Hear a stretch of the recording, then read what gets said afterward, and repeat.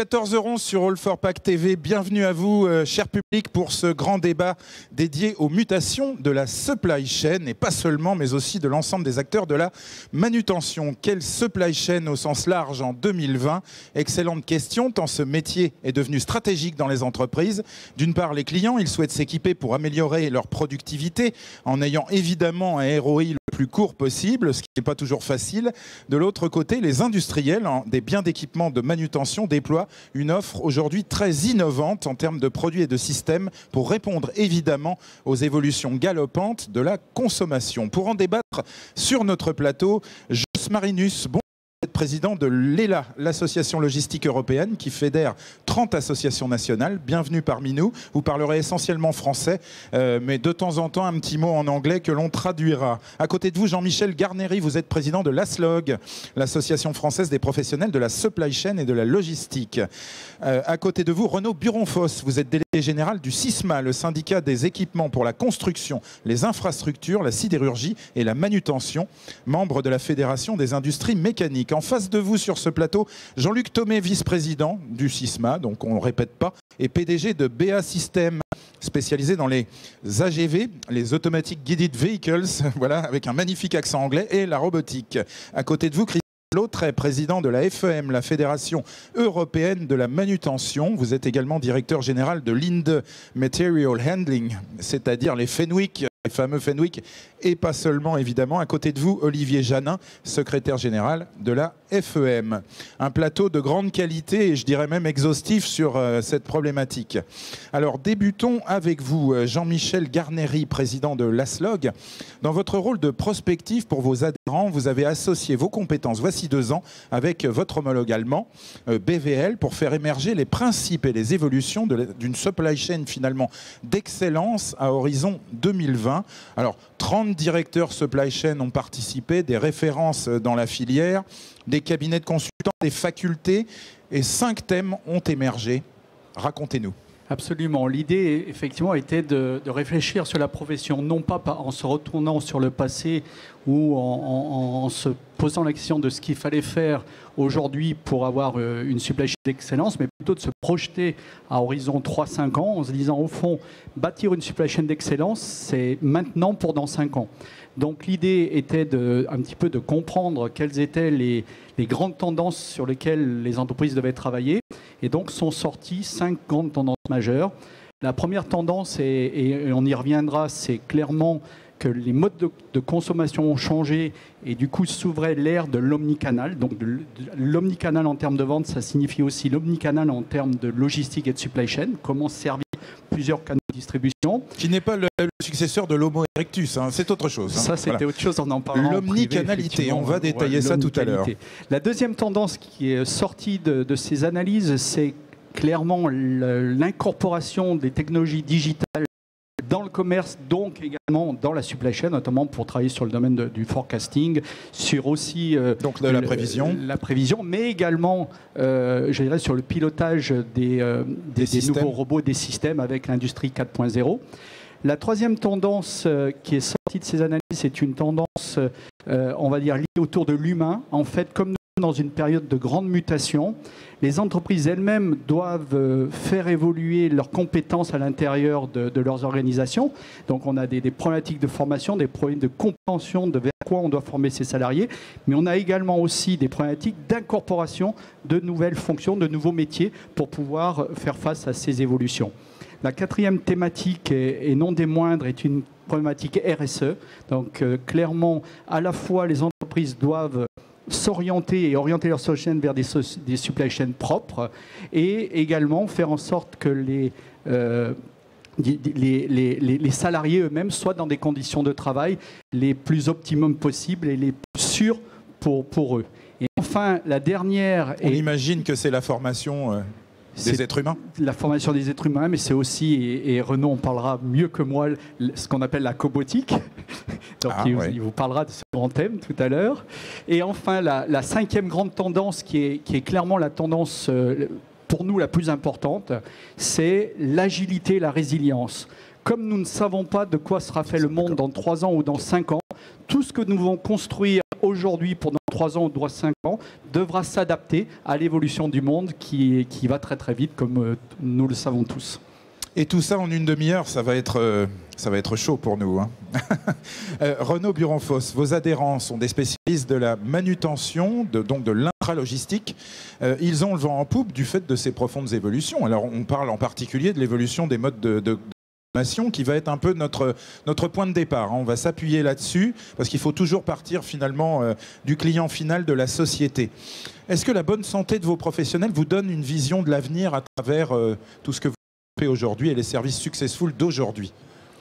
C'est effectivement un secteur qui est relativement dynamique depuis 2 ans, qui a peut-être pas, comme toutes les entreprises françaises, une visibilité à 2 ans, à 3 ans, mais en tout cas c'est un secteur qui effectivement est relativement dynamique parce que toutes les entreprises clientes ont besoin d'améliorer leur compétitivité, leur productivité, leur modularité, leur exemplarité. Et donc, c'est vrai que ça permet à un certain nombre de nos adhérents de développer des produits nouveaux. Quels sont les secteurs d'avenir pour vous?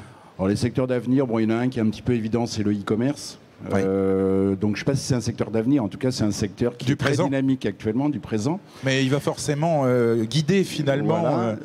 C'est le nouvel invité finalement de l'intralogistique. C'est le nouvel invité, pour rebondir sur ce que disait Jean-Michel, c'est vrai que le côté omnicanal fait aussi qu'il y a un besoin d'avoir des réponses d'équipement pour des méthodes de vente différentes et donc des logistiques différentes, des modes de transport différents. Donc avant vous aviez le petit commerce, puis après les grands magasins en extérieur. De plus en plus vous retrouvez les grands groupes qui investissent dans les centres-villes. Ouais, vous avez les ventes sur Internet, vous avez la vente par correspondance. Donc vous avez différents canaux et tout ceci demande aux industriels d'avoir des outils pour répondre à ces besoins. Une très grande agilité pour les fabricants. Voilà. Jos Marinus, vous avez un point de vue européen et c'est pour cela que vous êtes là. Est-ce que tout cela se diffuse de la même manière dans toute l'Europe? Bon, mes excuses pour ma langue. Hein. Mais vous êtes... Je suis belge. Et malheureusement pour vous et moi, du mauvais côté du pays. Et donc je suis néerlandophone. Côté, vous avez un gouvernement, hein, donc tout ça va s'arranger. On est world champion hein, de nombre de jours sans gouvernement. Mais juste après, il y a les Français, ne vous inquiétez pas. Et donc, on parlait de quoi? On a cité hein, l'omnicanalité, le digital, l'agilité, l'humain, et puis avec la cobotique, et puis effectivement la RSE. Tout ça, c'est des problématiques européennes? Bien sûr. Bien sûr, pour commencer, je m'arrête avec ça. L'e-commerce, ça c'est vraiment, pour l'instant, le part de marché du e-commerce en Europe globale, c'est 8% seulement. Mais déjà, le nombre de personnes qui ont déjà acheté par e-commerce, ça fait déjà 50%. Et donc, il y a une croissance exponentielle avec le e-commerce. Hein. Exponentielle. Hein. Exponentielle, ça c'est sûr. Comme et ça. donc, ma prévision, c'est que le monde de distribution, dans 10 ans, sera tout à fait différent que celui d'aujourd'hui, partout en Europe. Hein. Parce qu'il faut, comme vous dites, il faut s'adapter. Hein. Aujourd'hui, bon, les magasins, ils font magasin, ils font encore e-commerce, ils font en même temps. Mais le futur, parce que quand on réfléchit au point de vue logistique, qu'est-ce qu'on fait aujourd'hui? On envoie dans des sites, dans les villes, des produits. Il y a des flux d'intro et on invente, et on fait tous, hein, avec des camions, avec des bicyclettes, etc. Mais qu'est-ce qu'on fait? On entre des stocks dans les magasins et nous, les consommateurs, on va acheter et on sort. Donc il y a des flux intro, des flux sortis. Ou on se fait livrer, ou on commande à distance et on va chercher en magasin. Exactement. Tous les systèmes sont possibles aujourd'hui. Voilà. Pourquoi pas mettre un dépôt à l'extérieur des villes et construire des magasins où on a de chaque taille, de chaque couleur, de chaque robe, de chaque chaussure, une taille. On y va, on teste, on sent, parce qu'il faut, hein, il faut toucher. On achète, on paye, mais on récupère après, on laisse livrer après. Ça, c'est le... Et après, il y a les retours. Hein, voilà. Et voilà. Gestion des retours. Voilà. Renaud Buronfos, il faut des machines qui sont des moutons à 5 pattes aujourd'hui. Non, pas nécessairement, mais c'est vrai que le consommateur, il a beaucoup évolué, donc il faut la machine qui correspond à son besoin. Donc c'est vrai qu'on a vu des robots, je dirais, qui permettent maintenant de faire des palettes spécifiques. Enfin, si on prend l'exemple, avant vous aviez, bon, on revient à la même question, les entrants, je sais pas, sans citer de marque, des canettes d'une boisson donnée, des packs différents, et puis ça venait comme ça et ça repartait de la même manière. Aujourd'hui, il faut que ça reparte pour le magasin avec 2 canettes, 3 packs, 2 bouteilles d'eau. Donc il faut effectivement... Et tout ça dans une même palette, optimisée, parce que le vide, ça coûte très cher. Voilà. Donc il faut des outils pour pouvoir préparer cette palette, ne plus le faire manuellement. Donc c'est vrai que ça développe des nouveaux produits. Alors justement, Jean-Luc Thomé, vous, vos clients ne sont pas les clients finaux. On est d'accord, puisque vous fabriquez des systèmes automatisés, ce sont les logisticiens, ce sont les gens de la supply chain. En quoi cette évolution profonde vous impacte ? Donc, des clients de la supply chain ou des sites de production. Parce que vous êtes au-dessus de la brique que l'on vient de décrire finalement. Oui, donc deux niveaux de réponse. Au niveau des adhérents du SISMA, ce que l'on voit, c'est le développement de nouveaux produits qui vont s'adapter à ces besoins, à cette flexibilité. Donc vraiment avec une R&D et des innovations qui amènent tous ces adhérents à penser des nouveaux produits beaucoup plus faciles de mettre à mise en œuvre et beaucoup plus flexibles. Ouais. Ensuite, l'impact concernant ma société, donc qui est BA System, hein. Voilà, va plutôt concerner des aspects liés à des plateformes de distribution. Donc des gens comme Système U ou des équivalents. Les plateformes d'éclatement du groupement d'achat Leclerc, par exemple, on va dire ça comme ça. Ils ne sont peut-être pas vos clients, mais on prend l'exemple. Hein, voilà. Donc c'est effectivement pas un client, mais c'est un exemple. Et ben voilà, c'est un prospect. C'est dans l'autre case. Donc ils ont des plateformes d'éclatement pour leurs produits, y compris pour aller vers des magasins de proximité. Donc ça change tout. Tout à fait. Et donc ce que l'on va chercher là, c'est principalement à travailler sur de la réduction du temps de préparation des commandes, ouais. Et par automatisation, de réduction des taux d'erreur surtout. Ouais. Parce que ce qui est très pénalisant chez ces gens-là, c'est lors de la préparation de camions, aboutir à des camions qui sont mal préparés, les mauvais produits qui arrivent sur les plateformes ensuite destinées au client final, et donc les retards de livraison qui sont de moins en moins acceptables dans un environnement où tout le monde attend être à J+1. Est-ce qu'une des grandes tendances, c'est automatiser les tâches à faible valeur ajoutée, par exemple ? On va y venir après aussi, avec Linde, hein, évidemment. Oui, tout à fait. On y reviendra après, oui. Bon, mais pour vous, c'est oui déjà. Hein ? Oui, tout à fait. Alors, je voudrais qu'on parle tout de suite. On a dressé le portrait du consommateur. On a vu qu'il nous guidait finalement dans cette filière. La digitalisation, ça, c'est fondamental. Pas pour le consommateur, parce qu'on est tous digitalisés, connectés partout. Nous, on le sait. Mais vous, c'est plus compliqué. Le digital intervient à tous les niveaux. On peut prendre deux niveaux principaux. Hein. L'intelligence pour les convoyeurs, qui deviennent évolutifs. La restitution d'informations de contrôle et de maintenance pour vos clients. Jean-Michel Garnéry, par exemple, l'intégration de robots qui accompagnent les clients. Ce qu'on appelle les chatbots. Oui, alors les chatbots étant encore autre chose, c'est-à-dire le chatbot étant en fait un robot qui permet de répondre aux clients de manière intelligente. Je vais trop vite. Oui. On en parlera, mais juste après. Voilà. Donc, parlons de la digitalisation donc, en fait, déjà de l'intra. La digitalisation, il y a déjà le niveau côté consommateur, effectivement, par rapport à la question que vous vouliez dire, c'est on a énormément d'informations digitales. Le fait qu'un consommateur aille cliquer sur un site internet, qu'il achète pas, qu'il consulte une page, etc. Donc ces informations ont une valeur énorme pour sentir les tendances de consommation, donc du coup d'organiser les bons stocks au bon niveau par rapport non pas à un acte d'achat, mais à une prévision d'acte d'achat. Donc déjà, la digitalisation, c'est de savoir, je dirais, intégrer le big data, dans, je dirais, la logistique, puisque ces informations vont permettre derrière, dans la logistique et la supply chain, de s'organiser pour mieux répondre aux consommateurs. Ça, c'est du côté du consommateur. Effectivement, du côté des outils, on a parlé là d'agilité. Et effectivement, de nombreux outils, moi qui étais dans la manutention il y a 15 ans, bon, on fabriquait une installation. Autant vous dire qu'une fois qu'elle était fabriquée, il y avait intérêt à ne pas se tromper, parce que si les flux avaient évolué, en gros, on ne pouvait plus rien faire. Ça durait 15 ans. Ça durait 15 ans, et on avait 15 ans une installation qui n'était plus adaptée à ce qu'on voulait faire. Aujourd'hui... Alors attention, on est bien dans la digitalisation. Hein, là, voilà, aujourd'hui, dans la digitalisation, aujourd'hui, dans l'utilisation, en tous les cas, des technologies modernes, notamment digitales, ça permet de faire, je dirais, des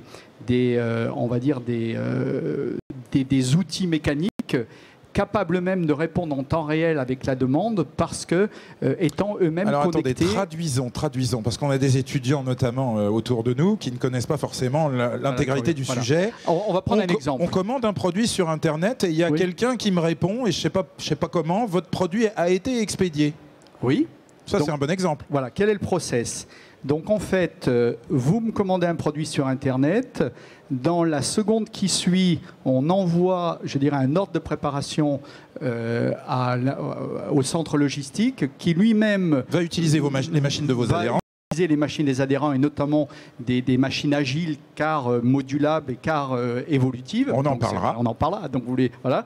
Et derrière, donc quelques minutes plus tard, l'information va remonter jusqu'au client pour lui dire ça y est, la commande est prise en compte, elle a été préparée, elle est mise dans tel carton. Et ça, c'est la machine qui a donné l'information. C'est le système d'information au-dessus des machines qui pilote, je dirais, le système de préparation de commandes digitales, et qui est relié avec les systèmes mécanisés ou humains de l'entrepôt. Donc c'est bien. Alors effectivement, donc les machines sont pourvues de cartes électroniques qui permettent de donner l'information en temps réel finalement. Alors soit elles sont pourvues de cartes électroniques, soit elles ont des systèmes de pilotage au-dessus de ces machines. Ça, il y a différentes manières en tous les cas d'interfacer les machines. Mais on comprend très bien comment la digitalisation irrigue finalement vos fabricants. En fait, elle permet d'apporter des solutions beaucoup plus temps réel que les solutions qu'on avait précédemment.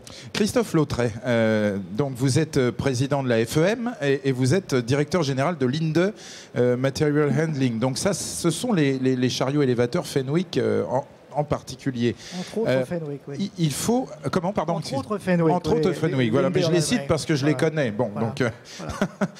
qui ne connaît pas, effectivement, c'est le Coca-Cola, finalement, de la manutention. Bon, voilà. Il faut aller plus vite aussi pour préparer les fameuses commandes dont on parlait à l'instant. Et pour ça, il faut automatiser certaines tâches.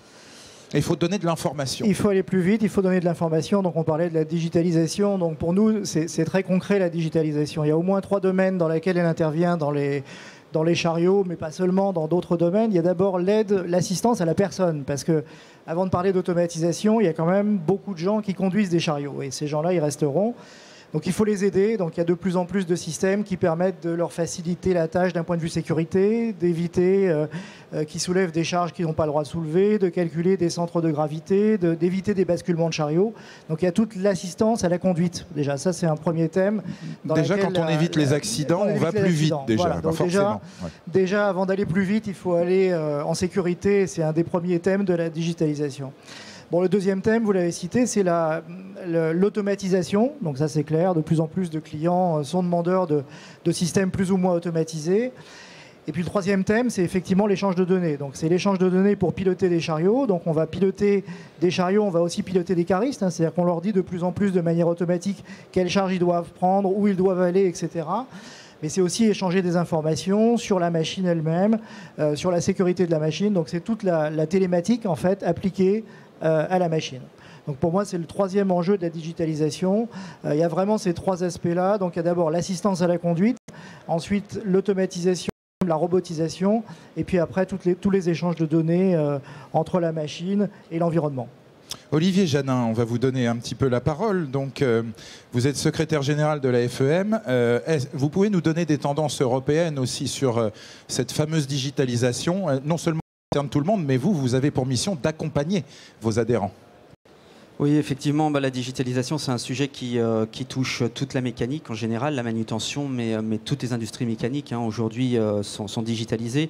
Et ça, c'est un sujet qui, du coup, affecte toute l'Europe, pas seulement la France. Et au niveau de la FEM, on regarde ce que fait un peu l'Union européenne sur le sujet.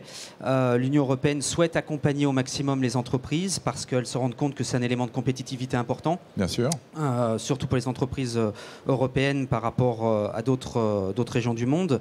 Et c'est un domaine aussi où les entreprises européennes sont très développées. Donc ce qu'il faut essayer de faire, c'est de ne pas leur mettre des obstacles, mais au contraire essayer d'accompagner ce développement pour qu'elles puissent être compétitives sur le marché européen ou pour qu'elles gardent leur leadership, mais aussi sur les marchés à l'étranger. Alors l'Union européenne a adopté une stratégie en la matière pour essayer de mettre en œuvre un marché unique digital, donc notamment en s'attaquant à des thèmes tels que la cybersécurité, la propriété des données, l'accès aux données, puisque la donnée, le data, c'est maintenant la mine d'or. Bien sûr, ça concerne absolument tout le monde et toutes les filières. Et il y a un certain nombre de problématiques qui sont liées à ces données, puisque il va y avoir, si vous prenez un fabricant par exemple de chariot élévateur, il va pouvoir voir comment son chariot élévateur se comporte chez son client, et donc ça va donner comme de nouvelles problématiques. Ah oui, c'est ça. Jusqu'où va-t-on dans la propriété de l'information, par exemple, et dans l'exploitation ? Qu'est-ce qu'il peut prendre comme données, qu'est-ce qu'il peut réutiliser, parce que c'est utile. Ça permet aussi aux fabricants de développer de nouveaux services, c'est plus des produits, ça permet d'optimiser la supply chain chez le fabricant. Ça permet aussi de capter des informations qui vont être retranscrites jusqu'au consommateur final, mais on n'a pas forcément le droit de tout exploiter. Ça permet aux fabricants aussi de pouvoir orienter sa R&D en fonction de ce qu'il va recueillir comme information. Tout à fait. Alors, je voudrais justement qu'on reste lié avec ces données, avec ce consommateur. Parce qu'aujourd'hui, les données nous disent que tout va très vite, finalement. Agilité et résilience. Renaud Buronfos, vous en avez parlé en premier. Qu'est-ce que c'est des systèmes ? Oui, écoutez, on n'est pas obligé de suivre l'ordre précis des choses. L'agilité, c'est la rapidité de réponse face aux besoins. Jean-Michel Garneri nous disait tout à l'heure, 15 ans, avant c'était 15 ans. Aujourd'hui, c'est combien de temps ? C'est 3 ans, 4 ans la durée de vie d'un système ? Non, vous changez votre portable en permanence. Tous les 6 mois. Oui. Donc non, la résilience, l'agilité, c'est effectivement que le monde évolue très vite. Le monde, les gens, les techniques. Et donc... l'idée de résilience ou d'agilité, ça veut dire quoi d'être capable de s'adapter au monde qui évolue. Alors par exemple, sur des machines de logistique, ça veut dire quoi ? Christophe en a parlé un petit peu, le chariot avant, il y avait un monsieur qui conduisait son chariot et puis voilà, on était content. Et puis à l'autre bout, il y a Jean-Luc qui nous met un chariot complètement automatisé, donc là il n'y a même plus de conducteur. Il y a peut-être quelque chose entre les deux. Il y a peut-être rendre le chariot un peu plus intelligent. Vous voulez dire du point de vue des clients ? Parce qu'en France, on n'a pas que des gros groupes industriels. Non, si je me permets. PME, bien sûr, il y a plein de PME. Tout le monde n'est pas capable d'investir dans des chariots complètement automatiques, finalement. Si, aujourd'hui, sans ça, Jean-Luc, il va pas être content. Mais si, on peut... Non, mais il faut être réaliste. Il y a différents systèmes. Alors, effectivement, on n'est peut-être pas capable de changer complètement sa flotte. Par contre, on est capable d'adapter la flotte de chariots que l'on a actuellement en l'automatisant, le robotisant. Après, il y a plein de termes. Tout à l'heure, vous avez employé le mot de cobotique, c'était un petit peu ça. Il y a la domotique pour la maison, il y a la robotique pour les robots. La cobotique, c'est aussi aider l'être humain dans son travail. Christophe parlait de on ne soulève plus les charges. Alors ça c'est autre chose, c'est l'individu. On vous pose la question, Christophe Lautrey, aujourd'hui quand on a une flotte de chariots élévateurs, est-ce qu'on peut les automatiser à moindre coût pour être agile ? On peut les automatiser à moindre coût, c'est la nouvelle tendance, je dirais. C'est ce qui différencie le monde aujourd'hui par rapport à l'automatisation telle qu'elle était pensée il y a ne serait-ce que quelques années, qui s'adressait à des très grands groupes avec des investissements très grands. Aujourd'hui, on peut commencer à automatiser des chariots manuels de manière relativement simple, avec des investissements limités. Et vous parliez aujourd'hui du monde qui change vite. Bon, aujourd'hui, on a des clients qui nous demandent des retours sur investissement, en gros, inférieurs à 2 ans. C'était absolument impossible avant de parler d'automatisation ROI avec des retours sur investissement à moins de 2 ans. Aujourd'hui, ça le devient. Ça le devient. On le devient. Ça, c'est tout à fait extraordinaire. Voilà. Et de votre côté, Jean-Luc Thomé, donc vous commercialisez notamment des AGV, qui sont d'ailleurs en démonstration dans le Hall 6. C'est très impressionnant pour ceux qui n'ont jamais vu. Donc on peut même les piloter dans la zone d'exposition. J'espère qu'il n'y a pas encore eu d'accident. C'est très fiable? Il se pilote tout seul et c'est plutôt fiable, oui. Ça répond à quel besoin exactement? On parle d'agilité et de résilience, là. On parle de systèmes qui changent profondément. Donc, pour revenir sur la durée de vie des systèmes, question de tout à l'heure, d'une part, il y a la durée de vie des équipements qui se compte en 10 ans ou 15 ans, mais ce qui est important maintenant, c'est que sur une durée de vie de 15 ans, on va pouvoir en faire plusieurs usages successifs en les reconfigurant, et ce qui est de plus en plus facile. Parce que chez vous, on programme évidemment l'utilisation comme on le souhaite. On peut donc les reconfigurer. On les reconfigure, tout à fait. Ensuite, ce qui intéresse les clients la plupart du temps, c'est d'une part, vous parliez effectivement d'absence de conducteur sur le chariot, c'est un élément, mais c'est surtout de garantir par une automatisation un fonctionnement qui est complètement fluide.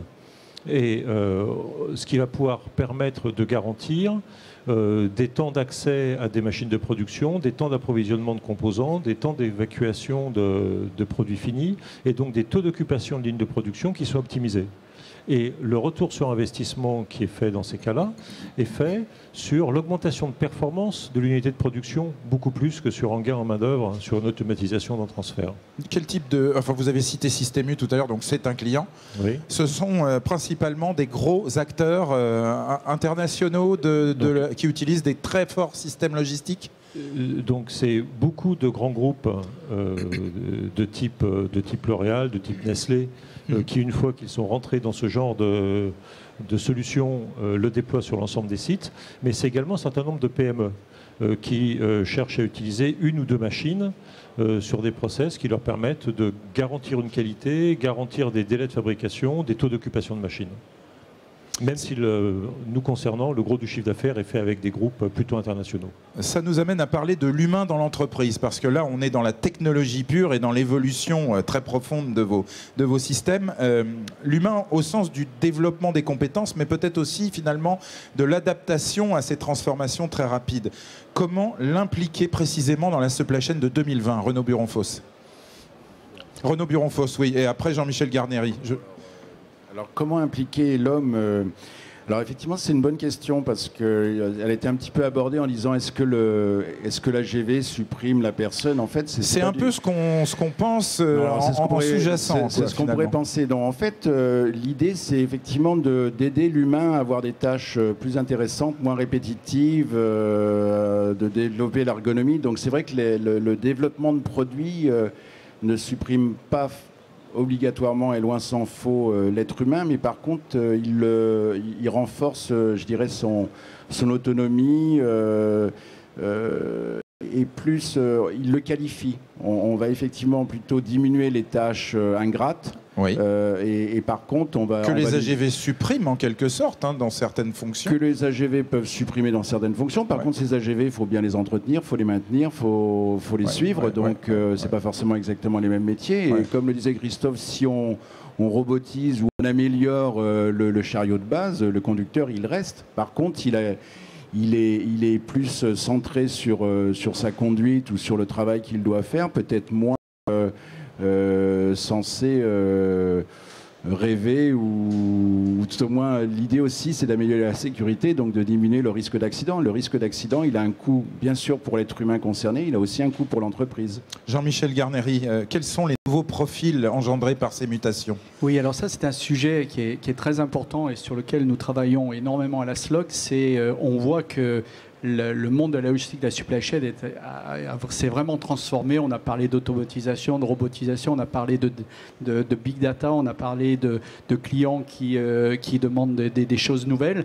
Et donc, en fait, de nombreux nouveaux métiers sont nécessaires dans l'univers de la logistique et de la supply chain. Et donc, on va parler de métiers déjà pour pouvoir piloter ces installations de chariots automatiques, ces installations de systèmes automatisés. Quel type de profil ingénieur? Là, on a vraiment besoin aujourd'hui d'incorporer énormément d'ingénieurs, à la fois pour, je dirais, en fait, le centre logistique est devenu en fait une unité de production.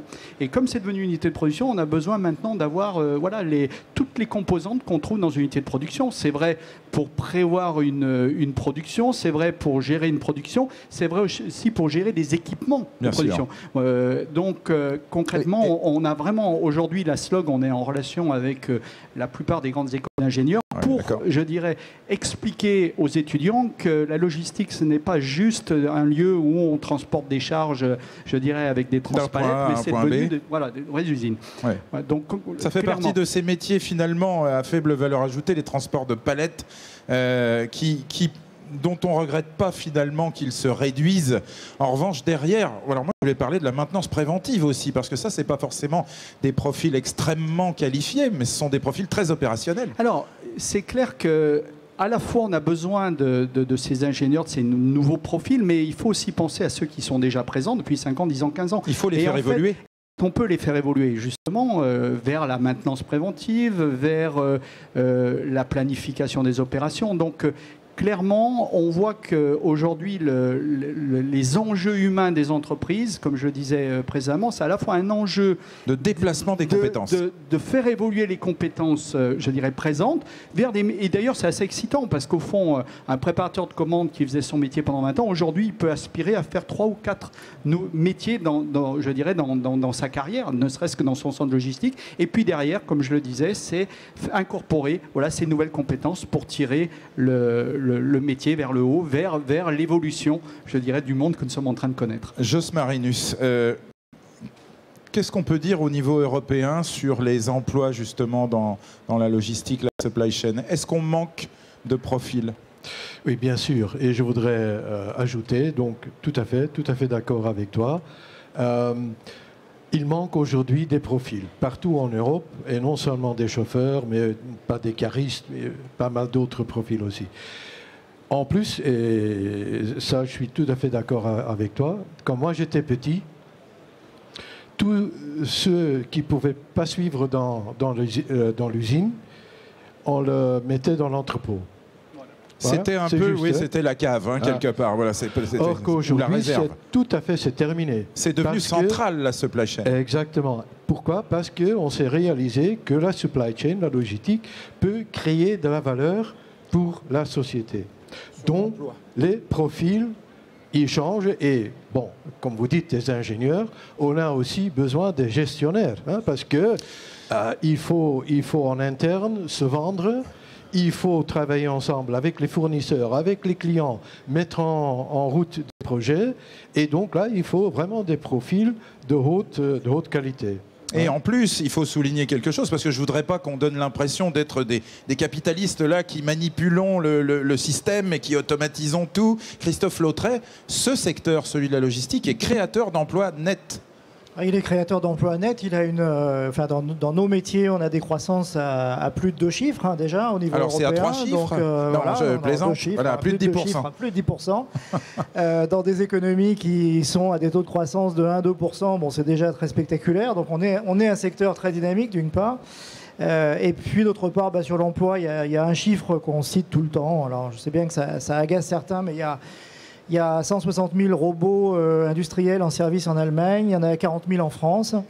Et je ne rappellerai pas les taux de chômage respectifs de l'Allemagne et de la France, mais enfin, il y en a un qui est à 10% et l'autre à 5%. Donc 4 fois plus de robots industriels en service dans un pays qui a la moitié du chômage. Donc effectivement, ce qu'on disait, c'est un bon avocat. Voilà, c'est-à-dire qu'on ne détruit pas de l'emploi, on transforme des emplois, c'est clair, on les rend moins pénibles. Et effectivement, on crée toute une nouvelle économie autour de ces chariots automatiques. Créateurs d'emplois nets. Créateurs d'emplois nets, c'est très important à souligner. Puisqu'il faut effectivement des gens qui les maintiennent, mais aussi des gens qui les conçoivent. Donc beaucoup de monde à la conception, beaucoup d'ingénieurs de soft. Une grosse différence aussi par rapport à avant, c'est que tout le monde pense que quand on fait du soft, on va chez Google. En fait, on peut faire du soft et aller dans les métiers de la manutention aujourd'hui ou de la logistique.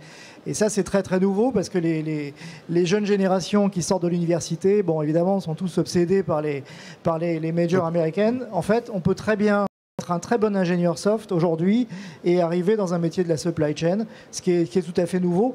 Et c'est très amusant parce que ce qu'on fait dans nos métiers, hein, on fabrique des engins automatisés, mais on a des laboratoires de recherche où il y a des drones, où il y a des trucs qui se baladent dans les entrepôts, qui volent, qui roulent. Enfin, il y a des choses qui sont extrêmement ludiques.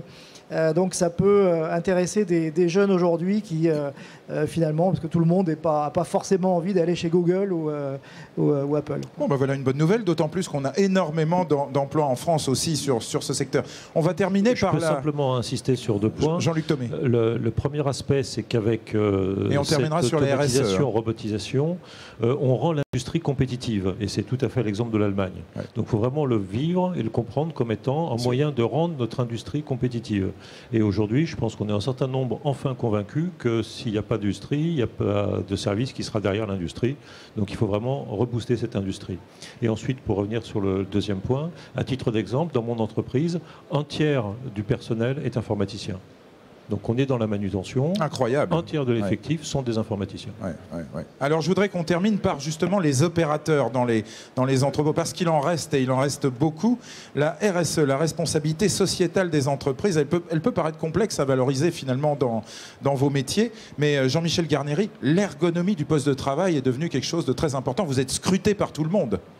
Alors déjà, sur ce sujet-là, ce qu'il faut être clair, c'est... Et on va essayer d'être rapide sur ces derniers sujets. Si par le passé, on pouvait écrire de belles valeurs RSE sur des rapports annuels et pas les appliquer, on est aujourd'hui dans un monde où, quand on ne les applique pas, tout le monde le sait, puisqu'il est très facile par les réseaux sociaux, je dirais, d'être dévoilé dans ces manières de travailler. Donc aujourd'hui, ce qui est très important, c'est d'appliquer les valeurs qu'on émet, hein, que ce soit des valeurs d'écologie, des valeurs de prendre soin de ses salariés. Donc, alors attendez, il y a un mot là, exosquelette. Qu'est-ce que c'est ça ? Les exosquelettes. Alors est-ce que je passe la parole à mon ami on va passer la parole à Renaud Buronfos peut-être juste après là-dessus. Alors, je te laisse en parler. Ouais, parce qu'on a l'impression que c'est de la science-fiction pour des jeux électroniques, mais non, ça rentre dans la supply chain. Non, mais en fait, c'est très simple.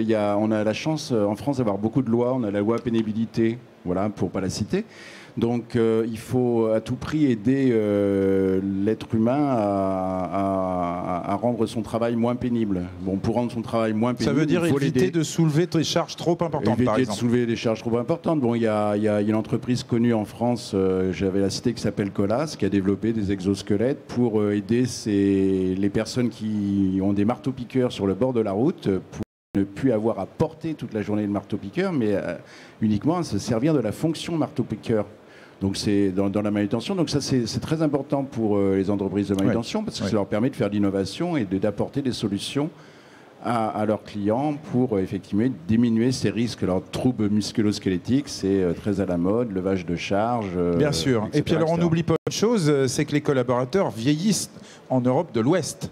Donc on a un âge moyen qui d'un côté augmente et de l'autre qui se rajeunit sur les nouveaux profils. Je vous pose la question, Christophe Lautrey, parce qu'on est obligé dans la manutention d'aujourd'hui de calibrer les charges. Ah, on calibre les charges, on fait très attention à ça. Donc l'ergonomie, ça fait partie de notre ADN en fait. Dans les constructeurs de chariots, on est très sensible à ça de manière générale et aussi dans les systèmes d'intralogistique. Mais effectivement, le fait qu'un chariot ou un engin de manutention aujourd'hui ce soit conduisible par n'importe quel type de population, de manière simple, avec des mouvements le plus fluide possible, effectivement, ça fait partie des impératifs d'aujourd'hui, clairement. Ouais. C'est donc la fin de notre plateau absolument passionnant sur l'intra-logistique, son présent enthousiasmant et les réponses que vous nous apportez aujourd'hui, messieurs. Mille merci d'avoir participé. Excellent salon à vous tous. On se retrouve sur ce plateau dans 10 minutes pour revenir aux sources et même, je dirais, dans 6 minutes précisément, aux sources, c'est-à-dire aux matériaux, avec notre focus sur la filière métal. C'est donc à 14h55. Excellent après-midi sur All4Pack.